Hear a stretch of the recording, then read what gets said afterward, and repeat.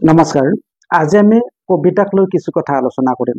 কবিতাৰ সমালোচনা আৰু ইয়াৰ ব্যক্তিগত আক্ৰমণ এই সম্পৰ্কত।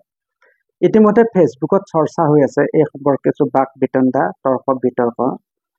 আমি ভাবিলো এই সম্পৰ্কত আমাৰ কিছু কথা স্পষ্টকৈ হোৱাৰ প্ৰয়োজন আছে। সেইকাৰণে আজি আমি এই ভিডিঅ'টো প্ৰস্তুত কৰিলো। গতিকে আহক আমি ভিডিঅ'টোৰ মাজলৈ আগবাঢ়ি যাওঁ। সমালোচনা যে অকল কবিতাতেই আছে সেইটো নহয়, বিভিন্ন ক্ষেত্ৰত সমালোচনা আছে আৰু আমি যিকোনো কামৰ ক্ষেত্ৰতে সমালোচনাৰ সন্মুখীন হ'ব পাৰোঁ, এয়া স্বাভাৱিক কথা। আজিৰ আলোচনাটো যিহেতু কবিতাক লৈ, গতিকে এই ক্ষেত্ৰত মই ক'ব খোজো যে কবিতা এটা লিখি প্ৰকাশ কৰাৰ আগলৈকে কবিতাটো কবিৰ একান্তভাৱে ব্যক্তিগত সম্পত্তি হৈ থাকে। কিন্তু যেতিয়া সি প্ৰকাশ পায়, প্ৰকাশ পোৱাৰ পাছত অকল কপিৰাইটটোত বাহিৰে সকলোখিনি পাঠকৰ হাতলৈ যায়। পাঠকে কবিতাটো পঢ়ি যদি ভাল পায়, তেওঁ ভাল মন্তব্যও কৰিব পাৰে আৰু তেওঁ বেয়াও পাব পাৰে। গতিকে বেয়া পালে সেইটো তেওঁ যদি স্পষ্টকৈ উল্লেখ কৰে, তেতিয়াহ'লে তাত কবিয়ে দুখ খুচৰি লাভ নাই। কাৰণ প্ৰত্যেকৰে দৃষ্টিভংগী বেলেগ বেলেগ। এটা কবিতা মই পঢ়ি হয়তো ভাল পাব পাৰোঁ, কিন্তু বেলেগ এজনে হয়তো সেই একেটা কবিতাই বেয়াও পাব পাৰে। একেটা কবিতাই এখন আলোচনীয়ে প্ৰকাশ কৰিব পাৰে আৰু আন এখন আলোচনীয়ে সেই একেটা কবিতাই হয়তো ডাষ্টবিনত পেলাই দিছিল। বহু উদাহৰণ আছে তেনেকুৱা। গৰুৱেষিত প্ৰকাশ নোহোৱা কবিতা এটা সাতসৰীটো ওলাইছে, মোৰো তেনেকুৱা উদাহৰণ আছে, বেলেগৰো এনেকুৱা নিশ্চয় উদাহৰণ আছে। গতিকে প্ৰত্যেকৰে মান বিচাৰৰ যিটো ব্যৱস্থা, সেইটো বেলেগ বেলেগ হ'ব পাৰে। পোনে পোনে ক'বলৈ গ'লে এজনে যিটো কবিতা ভাল পাব, আন এজনে যে সেইটো কবিতা ভাল পাবই লাগিব তাৰ কোনো নিৰ্দিষ্ট ধৰা-বন্ধা নিয়ম নাই। মই ভাল পোৱাটো বেলেগে বেয়াও পাব পাৰে। এই কথাটো কবিসকলে মানি লোৱা উচিত। এইখিনিতে এষাৰ কথা কৈ থওঁ, আমাৰ নৱ প্ৰজন্মৰ এগৰাকী সম্ভাৱনাপূৰ্ণ কবি, তেখেত হৈছে গুণজ্যোতি দাস। তেখেতৰ যথেষ্ট কবিতা আমি ইতিমধ্যে পঢ়িছোঁ আৰু তাৰ কাৰণে তেখেতক আমি এটা বিশেষ উদ্দেশ্যত উপহাৰ এটাও তেখেতৰ নামত আমি আগবঢ়াইছিলোঁ। সেই প্ৰসংগটোলৈ পাছত আহিম বাৰু। এইখিনিতে এষাৰ কথা কৈ থওঁ, গুণজ্যোতি দাসৰ এটা কবিতা এইবাৰ এখন বিশেষ আলোচনীত প্ৰকাশ পাইছে আৰু সেই কবিতাটো পঢ়ি আন এগৰাকী কবি তথা এগৰাকী সচেতন পঢ়ুৱৈ বিপ্লৱ চুতীয়াই এটা ফেচবুকত কমেণ্ট কৰিলে। কমেণ্ট মানে এটা পোষ্ট দিলে আৰু সেই পোষ্টটোত বিপ্লৱ চুতীয়াই উল্লেখ কৰিলে এনেকৈ, তেওঁ লিখিছিল, শেষৰ তিনিটা স্তৱকত কিবা অকণমান বিচাৰি পালো যেন লাগিল যদিও প্ৰথমখিনিৰ লগত ইয়াৰ কোনো যোগসূত্ৰ বিচাৰি নাপালো। কবিতাত মূৰ নাথাকিলেও নেগুৰ থাকিব পাৰে, তাৰ বাবে আলোচনাৰ সম্পাদক ধন্যবাদৰ পাত্ৰ। আমি সাধাৰণ পাঠক হিচাপে মাথো শব্দৰ ভেলেকি বানত ৰন্ধ্ৰহীন হোৱা কবিতাৰ মুক্তি কামনা কৰিব পাৰোঁ। অকল এইখিনি কথা লিখিছিল বিপ্লৱ চুতীয়াই। এতিয়া এই কথাখিনিৰ প্ৰত্যুত্তৰ হিচাপে কবিয়ে গুণজ্যোতি দাসে আন কেইটামান ফেচবুক পোষ্ট দিছিল। তাৰ বিশেষ পোষ্ট এটাতে উল্লেখ কৰিছিল যে তেখেতক ব্যক্তিগতভাৱে আক্ৰমণ কৰা হৈছে। এতিয়া মই পাঠকসকলক অনুৰোধ জনাইছো, বিপ্লৱ চুতীয়াই যিটো পোষ্ট দিছিল মই ইতিমধ্যে পঢ়ি দিলো। আমি ডেছক্ৰিপশ্যনতো তাৰ লিংক পেষ্ট কৰিছোঁ, তালৈ গৈ পোনে পোনে মূল পোষ্টটোও চাব পাৰিব। তাত কোনটো শব্দত ব্যক্তিগতভাৱে আক্ৰমণ কৰা হৈছে কবিক। কোনো ধৰণৰ এটা শব্দতে উল্লেখ কৰা নাই যিটো শব্দৰে কবিক আক্ৰমণ কৰা হৈছে। তেওঁ কবিতাটো সম্পৰ্কতহে মতামত আগবঢ়াইছে। গতিকে কবিয়ে এইটো ভুল ব্যাখ্যা কৰি তেখেতক আক্ৰমণ কৰা বুলি প্ৰচাৰ চলাইছে। এইটো জানো উচিত? এগৰাকী পাঠকে এটা কবিতা পঢ়ি তেওঁৰ অনুভৱটো জনাব পাৰে, হয়তো তেওঁ ভালো পাব পাৰে, বেয়াও পাব পাৰে। কোনো তেওঁক বাধা দিব নোৱাৰে যে ফেচবুকত লিখিবৰ কাৰণে। আৰু ফেচবুক আমাৰ এনেকুৱা এটা মাধ্যম, তাত কোনো সম্পাদক নাথাকে। গতিকে নিজৰ অনুভৱটো যি আহে তাকে লিখাৰ স্বাধীনতা সকলোৰে আছে। সেইবুলি বেয়া কথা এটা, অপপ্ৰচাৰৰ কথা এটা মই কোৱা নাই, কিন্তু কবিতা এটা পঢ়ি কেনেকুৱা ভাৱ হ'ল, মনোভাৱ কেনেকুৱা হ'ল, তেওঁৰ কেনেকুৱা অনুভৱ হ'ল, সেই কথাটো পঢ়ুৱৈয়ে লিখাৰ সম্পূৰ্ণ স্বাধীনতা আছে। গতিকে বিপ্লৱ চুতে সেই কথাখিনি উল্লেখ কৰিছিল। আকৌ মই পঢ়ি দিছো, শেষৰ 3টা স্তৱকত কিবা অকণমান বিচাৰি পালো যেন লাগিল, যদিও প্ৰথমখিনিৰ লগত ইয়াৰ কোনো যোগসূত্ৰ বিচাৰি নাপালো। কবিতাত মোৰ নাথাকিলেও নেগুৰ থাকিব পাৰে, তাৰ বাবে আলোচনীৰ সম্পাদক ধন্যবাদৰ পাত্ৰ। আমি সাধাৰণ পাঠক হিচাপে মাথো শব্দৰ ভেলেকি বানত ৰন্ধ্ৰহীন হোৱা কবিতাৰ মুক্তি কামনা কৰিব পাৰো। অকল এইখিনি কথা। ইয়াত ক'ত ব্যক্তিগত আক্ৰমণ আছে? পাঠকসকলে বিবেচনা কৰক। ইয়াত অকল কবিতাৰ সমালোচনা আছে, কবিতাটোকহে সমালোচনা কৰিছে। ইয়াত কোনো আলোচনীকো সমালোচনা কৰা নাই, কোনো কবিকো সমালোচনা কৰা নাই। গতিকে কবিয়ে ভুল ব্যাখ্যা এটা প্ৰচাৰ কৰি আছে। এইখিনিতে মই এষাৰ কথা কৈ থওঁ, সমালোচনা এনেকুৱা এটা বস্তু, যদি তাক হজম কৰিব পৰা নাযায় তেনেহলে নিজৰ অসুবিধা বেছি আছে। আমাৰ সমাজত বিভিন্ন ধৰণৰ মানুহ আছে, প্ৰত্যেকৰে ৰুচি অভিৰুচি বেলেগ বেলেগ। গতিকে কবিতা এটা যে সকলোৱে ভাল পাব সেইটো কেতিয়াও আশা কৰিব নোৱাৰে। গতিকে কবিতাটো প্ৰকাশ হোৱাৰ পাছত একাংশই বেয়াও পাব পাৰে, গতিকে তাৰ কাৰণে কবি সাজু হৈ থকাটো উচিত। গতিকে আৰু এইখিনিতে মন কৰিব লাগিব, যিয়ে সমালোচনা কৰে তেওঁ স্পষ্টভাৱে কয় যিয়ে কবিৰ অনিষ্ট নকৰে। কিন্তু বেয়া কবিতা এটা যদি ভাল হৈছে, ভাল পাইছো, সুন্দৰ এনেধৰণে কয়, তেনে কবিৰ কোনোদিন শুধৰণি নহয়। আৰু সেই কামটোৱে বৰ্তমান সামাজিক মাধ্যমত চলি আছে।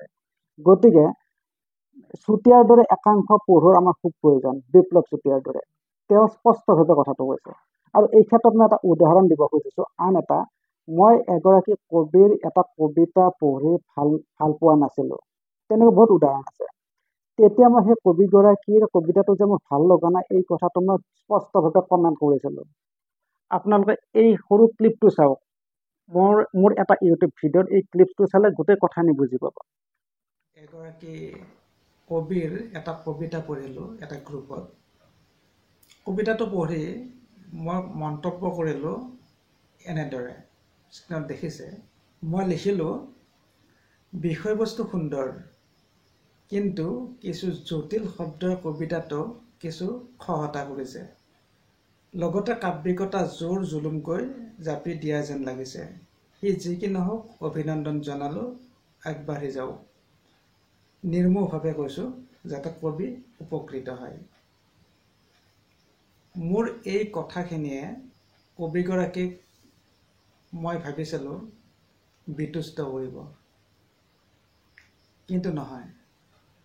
কিছু সময় পাছত তেওঁ সেই গ্ৰুপটোত এটা কমেণ্ট কৰিলে এনেকৈ,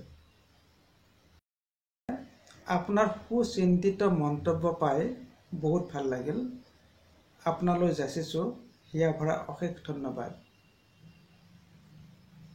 আওপকীয়াকৈ মই তেওঁৰ কবিতাটো যে ভাল হোৱা নাই সেইটোৱেই বুজাইছিলো। আৰু সেই কথাটো তেওঁ বুজি পাইছে, কবিয়ে পাই তেওঁ মোক উত্তৰ দিলে এনেকৈ। অৰ্থাৎ মোৰ মন্তব্যটোত তেওঁ অলপো বিতুষ্ট হোৱা নাই। আপোনালোকে দেখা পালে, ইয়াতে মই কবিতাটো ভাল হোৱা নাই বুলি কৈছিলো, আৰু তেতিয়া মই ভাবিছিলো যে কবিয়ে মোক বেয়া পাব, কিন্তু সেয়া নহল। কবিগৰাকীয়ে ধুনীয়াকৈ কমেণ্ট কৰিলে। তাৰ মানেটো কি? মোৰ কথাখিনি তেওঁ বিবেচনা কৰিছে, তেখেতৰ এতিয়া শুধৰণি হোৱাৰ চান্স খুবেই বেছি। গতিকে আমি সমালোচনাক এনেকৈ ইতিবাচক ভাৱে ল'ব পাৰিলেহে আমাৰ উন্নতি আমি নিজে কামনা কৰিব পাৰো। এতিয়া দাস বোলা যিজন কবি, তেওঁ এই সমালোচনাক যদি ইতিবাচক হিচাপে ধৰি ল'ব নোৱাৰে, তেনেহ'লে আগলৈ তেওঁ আগবাঢ়ি যাব নিশ্চয় নোৱাৰিব। গতিকে তেওঁৰ ভালৰ বাবেই কৈছো, তেওঁ সমালোচনাক ইতিবাচক হিচাপে ধৰক, প্ৰতিদ্বন্দ্বী হিচাপে ধৰিলে তেওঁৰ নিজৰে এই ক্ষেত্ৰত বহু অসুবিধা হোৱাৰ সম্ভাৱনা আছে।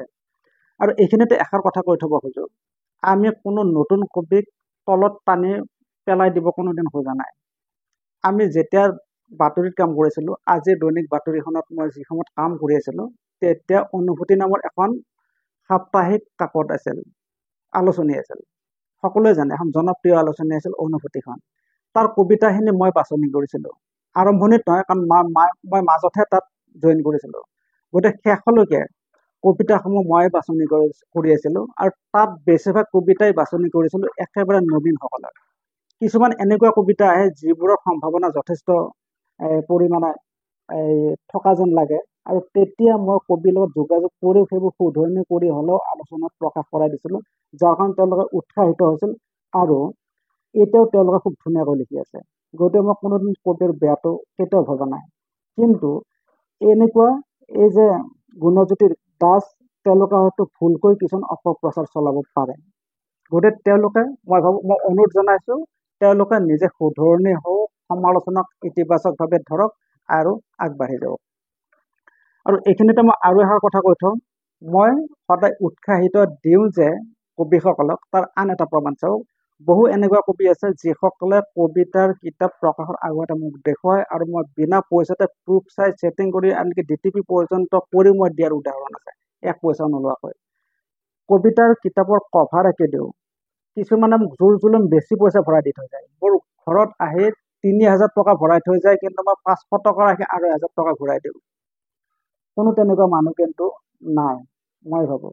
দিয়াৰ পাছত উভতাই দিয়া, তেনেকুৱা উদাহৰণ আছে। কাৰণ কি, কবিক উৎসাহ জনাবৰ কাৰণে মই সদায় চেষ্টা কৰোঁ। এটা ভাবিব পাৰে যে 3000 দিয়াৰ পাছত 500 টকালৈ আৰু 1000 টকা ঘূৰাই দিয়াটো মই মিছাই কৈছোঁ। নামসহ উল্লেখ কৰিছোঁ। মঙলদৈৰ ৰাজীৱ কলিতা, তেখেতক সুধিব, তেখেতৰ কিতাপখনত তেখেতে মোক কিমান দিছিল, মই কিমান পকেটৰ পৰা মই উলিয়াই তাকো ঘূৰাই পঠাইছিলোঁ। পদুম কলিতাক সুধিব, এগৰাকী নতুন কবি, খুব সুন্দৰকৈ কিতাপ এখন প্ৰকাশ কৰিছিল, তেখেতে মোক কিমান দিছিল আৰু মই কিমান ৰাখিছিলোঁ। এনেকুৱা ঢেৰ উদাহৰণ আছে, এই সময়ত মোৰ মনলৈ অহা নাই। গতিকে কবিৰ সদায় উন্নতিয়ে মই কামনা কৰিছোঁ। গতিকে এই যে গুণজ্যোতি দাস, তেখেতৰ মই উন্নতি কামনা কৰিছোঁ, প্ৰমাণ তেওঁ নিজেই পাব। তেওঁৰ এই ইনবক্স খুচৰি চাওক, তাত মই আগত কিমান তেওঁক উৎসাহ দিছিলোঁ, ভাল ভাল কমেণ্ট কৰিছিলোঁ যে এইটো ভাল কবিতা আছে, এইটো এনেকুৱা। গতিকে তেখেতে কেতিয়াও নাভাবিব যে তেখেতৰ বিৰুদ্ধে মই অপপ্ৰচাৰ চলাইছোঁ, অথচ তেওঁ নিজে অপপ্ৰচাৰত লিপ্ত হ'ল। এটা উদাহৰণ চাব, মই এই চেনেলটোতে এই মাহৰ কবিতা বুলি এটা শিতান চলাইছিলোঁ। তাত মাহটোৰ কবিতাৰ আলোচনীবোৰৰ কবিসকলৰ নামসমূহ প্ৰচাৰ কৰিছিলোঁ, আৰু লগতে এগৰাকী কবিক মই উপহাৰ আগবঢ়াইছিলোঁ। আৰু সেই উপহাৰ কিয় আগবঢ়াইছিলোঁ? যাতে কবিসকল উৎসাহিত হয়। আৰু তেনেকৈ মই এখেতৰ কবিতাকো ভাল পাই, গুণজ্যোতি দাসৰ তেখেতৰ কবিতাক ভাল পায়ো মই পুৰস্কৃত হোৱা বুলি, পুৰস্কাৰ আচলতে নহয়, এইটো উপহাৰহে, উপহাৰ তেখেতৰ নামতো মই ঘোষণা কৰিছিলোঁ। নৱেম্বৰ মাহৰ 7 খৰি এখন আছিল, হয়তো 22 নে 23 চনৰ, তাত ওলাইছিল কবিতা এটা। কবিতাটো ভাল পাই তেওঁক মই পুৰস্কাৰ এটা দিম বুলি ঘোষণা কৰিছিলোঁ, বেলেগ কবিসকলৰ দৰে। কিন্তু মই মাজতে সকলোলৈকে উপহাৰসমূহ পঠাব পৰা নাছিলোঁ, কিছুমানলৈ পঠাই দিলোঁ, কিন্তু মাহে মাহে মোৰ কিছু অসুবিধা আছিল। কাৰণ এইটোৱেই, অৰ্থাৎ ইউটিউবেই মোৰ পেচা নহয়, মোৰ পেচা বেলেগ। দিনটো মই বেলেগ কামত ব্যস্ত থাকোঁ, মোৰ এটা কৰ্মসংস্থান মোৰ বেলেগ। গতিকে ৰাতি আজৰি হৈহে মই কিছু কাম কৰোঁ। এই ক্ষেত্ৰত মোৰ কিছু সমস্যা আছে, তাতে এইফালে ইলেকশ্যনো আহি পেলাই। গতিকে মই ভাবি আছিলোঁ যে 4 জুনৰ পাছত মই কিছু আজৰি হ'ম, আৰু উপহাৰসমূহ মই ডাকযোগে পঠিয়াই দিম। আৰু ডাকঘৰত পঠিয়াই দিয়াটো এটা ডাঙৰ সমস্যা, কাৰণ মই পঠিয়াই দিম ৰেজিষ্টাৰ ডাকযোগে, আৰু ৰেজিষ্টাৰ ডাকযোগে পঠিয়াই দিব যাওঁতে দীঘলীয়া শাৰী পাতিব লাগে। বেলতলা আৰু দিছপুৰৰ পোষ্ট অফিচত যিসকল ৰেগুলাৰ যায়, তেওঁলোকে নিশ্চয় দেখা পাইছে যথেষ্ট মানুহৰ ভিৰ। গতিকে বিভিন্ন অসুবিধাৰ কাৰণে পঠিয়াই দিব পৰা নাছিলোঁ, আৰু ভিডিঅ'টো মই সেই কথাটো কৈছিলোঁ। আৰু ইতিমধ্যে মই ফেচবুকতো তেনেকৈ ঘোষণা এটা দিছোঁ, যিখিনি কবিক মই উপহাৰ দিব লগা আছে তেওঁলোকক মই সোনকালে দিম। ইতিমধ্যে দেৰি হৈছে, তাৰ বাবে মই দুঃখিত। তাৰ পাছতো এই যিটো বিপ্লৱ চুতে পোষ্ট দিলে, তাৰ পাছত এওঁ অপপ্ৰচাৰ চলাইছে, বিভিন্ন কমেণ্ট কৰি আছে, স্ক্ৰীনশ্বটত আপোনালোকে দেখিছে। গতিকে এইবোৰ কথা আচলতে প্ৰকাশ কৰিব তেওঁ নালাগিছিল। দ্বিতীয়তে আৰু এটা কথা চাওক, মই এটা পোষ্ট দিছিলোঁ ফেচবুকত, আৰু সেই পোষ্টটো আছিল এইটো। কবিতাৰ নামত যে কিছুমান জাবৰ সৃষ্টি হৈ আছে, দুখনমান আগশাৰীৰ আলোচনীয়ে মাজে মাজে তাক প্ৰমাণ দি আছে। এতিয়া চাব, প্ৰান্তিককে ধৰি কেইখনমান এনেকুৱা আগশাৰী আলোচনী আছে যিকেইখন আলোচনীত মাজে মাজে অলপ নিম্নমানৰ কবিতাও প্ৰকাশ পায়। প্ৰান্তিকখনত মোৰ জীৱনত প্ৰথমটো কবিতা প্ৰকাশ পাইছিল, গতিকে সেইকাৰণে আলোচনীখনৰ ওচৰত মই সদায় কৃতজ্ঞ। সেই বুলি পিছত সেইখনত ওলোৱা নিম্নমানৰ কবিতাকো মই সমৰ্থন কৰিম নেকি? নিশ্চয় কৰিব নোৱাৰিম। ভালক ভাল আৰু বেয়াক বেয়া বুলি ক'বই লাগিব। গতিকে এই কথাটোৰো মই প্ৰতিবাদ কৰিছিলোঁ, যাতে আলোচনীখন ভালে থাকে, তাকে ভাবি পেলাই।